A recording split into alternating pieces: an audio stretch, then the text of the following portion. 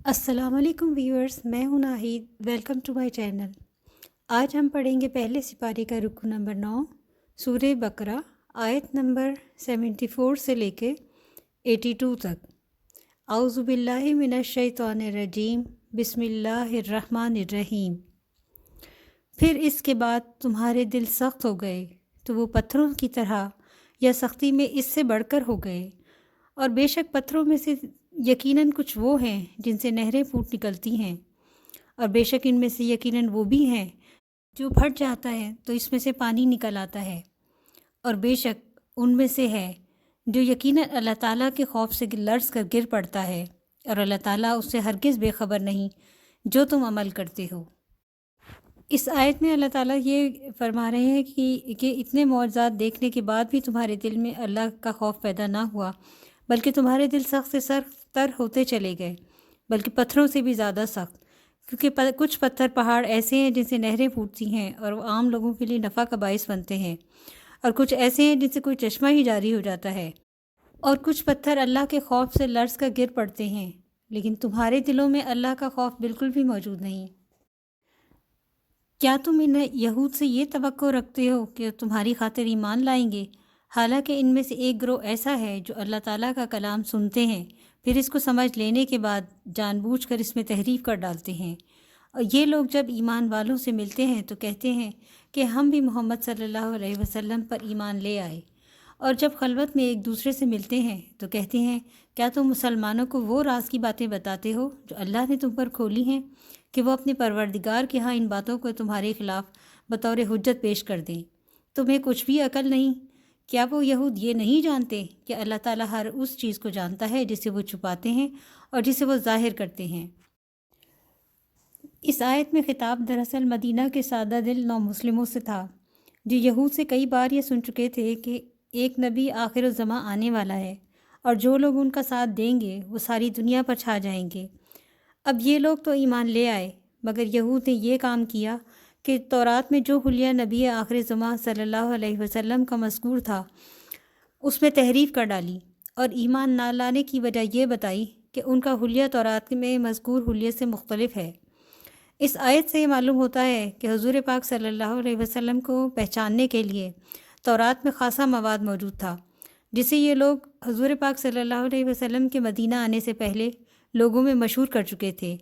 اور ان میں کچھ لوگ حضور پاک صلی اللہ علیہ وسلم کے مدینہ تشریف لانے کے بعد بھی بیان کر دیتے تھے، اور ان سے کہہ دیتے تھے کہ ہم بھی اس پیغمبر پر ایمان لاتے ہیں، مگر وہ جب اپنے پیشواؤں کے ہاں جاتے تو وہ انہیں یہ کہتے کہ تم مسلمانوں کو تورات کی ایسی باتیں کیوں بتاتے ہو جو تمہارے اپنے خلاف جاتی ہیں؟ کیا تم یہ چاہتے ہو کہ اللہ کے حضور مسلمان تم پر حجت قائم کر دیں کہ یہ لوگ پورا علم ہونے کے باوجود بھی ایمان نہ لائے؟ مسلمانوں سے بات کرنے سے پہلے سوچ تو لیا کرو۔ بالفاظ دیگر ان یہود علماء کا یہ خیال تھا کہ بس مسلمانوں کے بتانے سے ہی اللہ تعالیٰ کو قیامت کے دن اس حقیقت کا پتہ چلے گا، ورنہ نہیں۔ اللہ تعالیٰ کے متعلق ان کی معرفت اتنی کمزور تھی کہ انہیں یہ بھی یقین نہیں تھا کہ اللہ تعالیٰ ان کی کھلی اور چھپی سب باتوں کو خوب جاننے والا ہے، اور ان باتوں کو بھی جو وہ اپنے یہودی ساتھیوں سے کرتے ہیں۔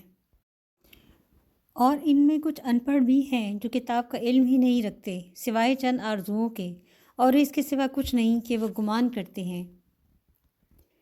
تباہی ہے ان لوگوں کے لیے جو اپنے ہاتھوں سے کتاب لکھتے ہیں، پھر کہتے ہیں کہ یہ اللہ تعالیٰ کی طرف سے ہے تاکہ اس کے بدلے میں وہ تھوڑی سی قیمت وصول کر سکیں۔ بس ان کے لیے تباہی ہے اس چیز کی وجہ سے جو ان کے ہاتھوں نے لکھا ہے، اور ہلاکت ہے ان کے لیے اس کی وجہ سے جو وہ کماتے ہیں۔ اور انہوں نے کہا جہنم کی آگ ہمیں ہرگز نہیں چھوئے گی مگر گنے ہوئے چند دن۔ کہہ دو کیا تم نے اللہ تعالیٰ سے کوئی عہد لے رکھا ہے تو وہ اپنے عہد کی خلاف ورزی کبھی نہیں کرے گا؟ گویا تم اللہ تعالیٰ پر ایسی بات کہتے ہو جو تم نہیں جانتے۔ یہاں قرآن کریم نے پہلے ان یہودی علماء کا ذکر فرمایا ہے جو تورات میں جان بوجھ کر رد و بدل کرتے تھے، پھر ان کے عوام کا حال بیان کیا جو تورات کو پڑھ بھی نہیں سکتے تھے، اور نہ انہیں یہ معلوم تھا کہ وہ کون سے اصول و احکام ہیں جن پر نجات کا دار و مدار ہے۔ بس وہ اپنی جھوٹی توقعات میں مگن تھے جو یہ تھیں کہ ہم لوگ چونکہ انبیاء کی اولاد اور اللہ کے چہیتے ہیں لہٰذا ہم دوزخ میں نہیں جائیں گے، اور اگر ہمیں عذاب ہوا بھی تو بس 40 دن کے لیے، جتنے دن بچڑے کی پوجا کی گئی تھی۔ ان کے علماء نے انہیں ان جھوٹی آرزوؤں میں مبتلا کر رکھا تھا کہ سارے یہودی اللہ تعالیٰ کے لاڈلے ہیں اور وہ بہر صورت جنت میں جائیں گے۔ ان کا سارا علم اسی قسم کے گمانوں پر مشتمل تھا۔ یہودی علماء کا یہ حال تھا کہ انہوں نے اپنے تاریخی واقعات، اپنے مفکروں کے فلسفیانہ خیالات اور فقہا کے قانونی اجتہادات، یہ سب چیزیں بائبل میں شامل کر دی تھیں اور اس سب پر ایمان لانا فرض قرار دیا گیا تھا۔ ایسے مجموع میں سے انہیں کسی بھی قسم کا فتویٰ لکھنے یا دینے میں کوئی دشواری پیش نہیں آتی تھی اور وہ جرائم کی نوعیت کے لحاظ سے اپنے فتووں کے منہ مانگے دام وصول کرتے تھے۔ یہودیوں کا عقیدہ تھا کہ ہم چونکہ انبیاء کے اولاد اور اللہ تعالیٰ کے محبوب ہیں، لہٰذا چند دن کے سوا دوزخ کی آگ انہیں چھوئے گی بھی نہیں۔ ان کے اس باطل عقیدے کا جواب اللہ تعالیٰ نے کئی طریقے سے دیا ہے، جن میں سے ایک یہ ہے کہ اللہ تعالیٰ نے رسول اکرم صلی اللہ علیہ وسلم سے فرمایا کہ ان سے پوچھو کہ اس عقیدے کی اصل کیا ہے، کیا تم نے اللہ سے کوئی وعدہ لے رکھا ہے یا پھر تم اللہ پر ایسی ہی جھوٹی باتیں گھڑ دیتے ہو؟ کیوں نہیں، جس نے برائی کمائی اور اس کے گناہ نے اسے گھیرے میں لے لیا تو وہ لوگ آگ والے ہیں اور وہ اس میں ہمیشہ رہنے والے ہیں، اور جو لوگ ایمان لائے اور نیک عمل کیے وہی لوگ جنت والے ہیں، وہ اس میں ہمیشہ رہنے والے ہیں۔ صدق اللہ العظیم۔